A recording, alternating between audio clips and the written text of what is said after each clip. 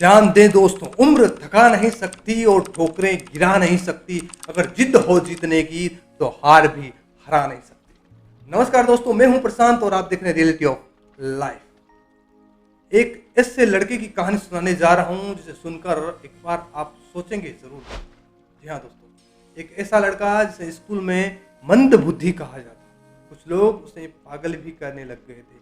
कुछ लोगों का कहना था ये तो बेलों का राजा है, यानी कि जानवरों का राजा है, यानी कि जानवर के बराबर है। यहाँ तक कि उनके गुरुजी भी उनको गलत कहा करते थे। जब वो लड़का क्लास में जाता तो सारे लोग उस पर हंसा करते थे, उसकी मजाक उड़ाया करते थे, कहते थे कि फिर आ गया बेलों का राजा।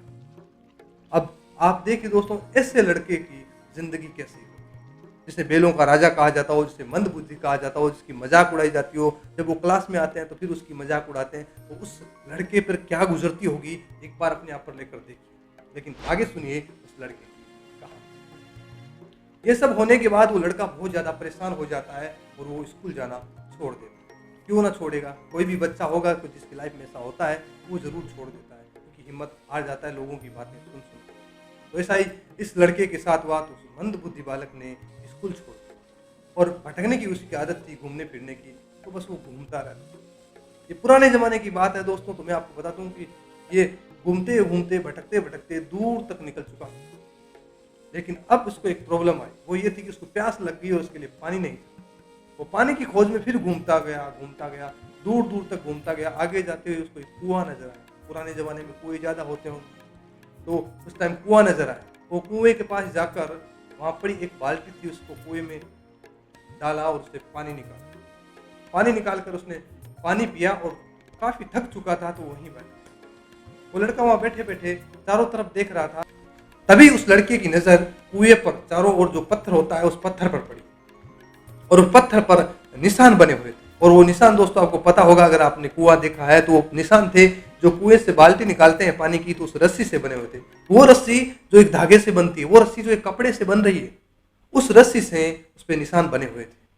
और उस निशान को देखकर वो एक बात समझ गया था कि करते करते अभ्यास से, यानी कि अभ्यास करने से, बार बार एक ही कार्य करने से आदमी सक्सेसफुल जरूर होता है। और इसी को देखकर वह ये जान चुका था कि मैं भी अगर अभ्यास करूंगा तो एक दिन सक्सेसफुल जरूर हो जाऊंगा।